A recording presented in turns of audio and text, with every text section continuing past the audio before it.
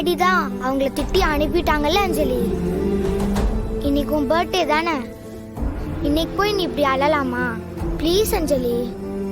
ஏன் காவியா, அப்ப நீ சொன்னதெல்லாம் உண்மைதானா?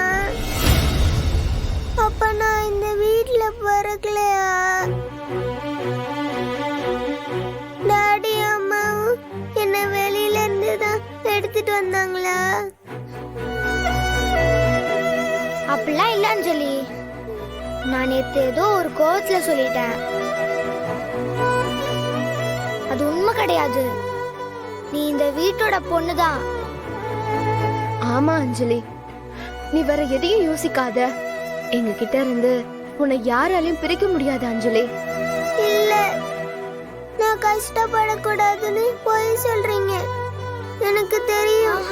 இங்க வந்தவங்க ரொம்ப ஸ்ட்ராங்கா சொல்றாங்க. நாங்க தான் அஞ்சலியோட உண்மையான அப்பா அம்மான்னு. அவங்க எதுக்கு இப்படி சொல்லணும்? அவங்க ஏதோ அட்ரஸ் மாதிரி வந்திருக்காங்கன்னு நினைக்கிறேன். டாடியும் சுடரும் தான் அவங்கள வெளியே போக சொல்லிட்டாங்கல்ல.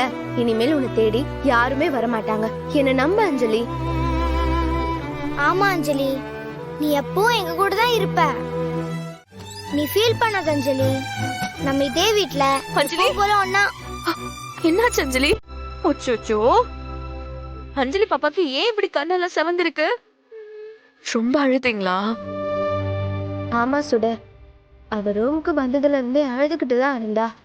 இப்போதான் நானும் காவியாவும் பேசி கொஞ்சம் சமாதானப்படுத்துறோம் சுடர். அஞ்சலி குட்டி, ஏன் அழுறீங்க? இன்னைக்கு வந்தவங்க உன்னை கூட்டிட்டு போயிருவாங்கன்னு நினைச்சு பயந்துட்டியா? நானும் டேடியும் விட்டுருவோமா என்ன? அவங்க என்ன சொன்னாலும் சரி, நீ எங்களோட குழந்தைடா. உன்னை யாரும் எங்க கிட்ட இருந்து பிரிக்க முடியாது, சரியா? ஃபீல் பண்ணாத. சுடரம்மா, நீங்க சொல்றத நம்பலால. அவங்க என் அப்பா அம்மா இல்லதானே? ஆமா அஞ்சலி, அவங்க ஏதோ தெரியாம பேசிட்டு போறாங்க. எழுச்சாரு தான் உன்னோட டாடி, எந்த ஒருத்தா தான் உன்னோட அம்மா. இப்ப அவங்க இடத்துல இருக்கிற நான் தான் உன்னோட அம்மா. இது நம்ம குடும்பம், இதை யாராலையும் பிரிக்க முடியாது. நீ கவலைப்படாம இரு. நீ வா, படுத்து தூங்கலாம், சரிங்களா? வா, சரியா? ஓகே, இப்ப அழக்கூடாது. அஞ்சலி பாப்பாக்கு குட் நைட். அப்படிதான், படுத்துக்கோங்க. யோசிச்சுட்டே இருக்க கூடாது, சரியா? தூங்குங்க. சரி சரி சரி, அழாத, தூங்கு, அழாத.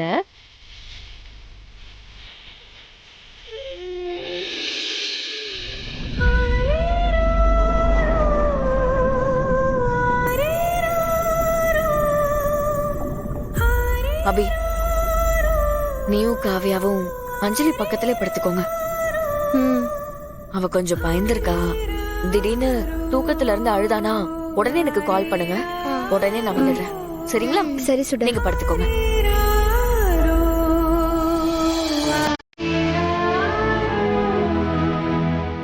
காவியா நீ படுத்துக்கோ.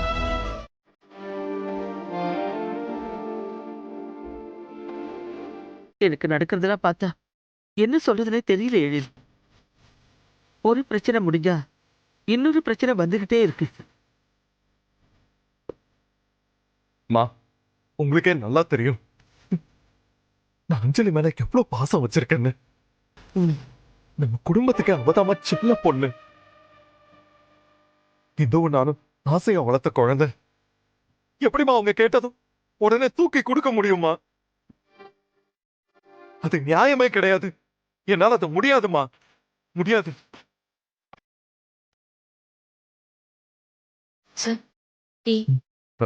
இல்ல, எனக்கு வேண்டாம் சுட. சார், நேத்து நைட்ல இருந்து நீங்க எதுவுமே சாப்பிடல. அட்லீஸ்ட் இந்த டீயாச்சும் குடிங்க. எழில், குடிப்பா. அம்மா சொல்றேன்ல, குடி. சார், எடுத்துக்கோங்க. கடவுள் இருக்காரு எழில், அப்படியெல்லாம் நம்மள அவர் கைவிட்டுற மாட்டாரு. தைரியமா இருப்பா. முதல்ல டீ எடுத்து குடிப்பா.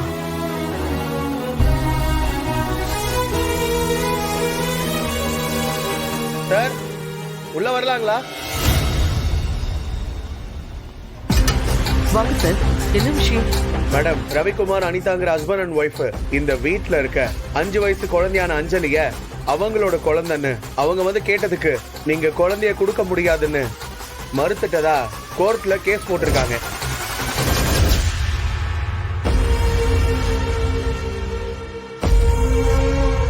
சார் ம் அவங்க கேஸ் கொடுத்தா அது உண்மையாயிடுமா?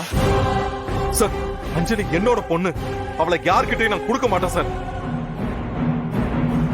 சார் உங்க ஃபீலிங்ஸ் எனக்கு புரியுது சார். நீங்க அந்த குழந்தைய தத்தெடுத்து இத்தனை வருஷமா அன்பா வளர்த்திருப்பீங்க. இப்போ ஒரிஜினல் பேரண்ட்ஸ் வந்து கேட்கும்போது எமோஷனை கண்ட்ரோல் பண்ணிட்டு கொடுத்துதான் சார் ஆகணும்.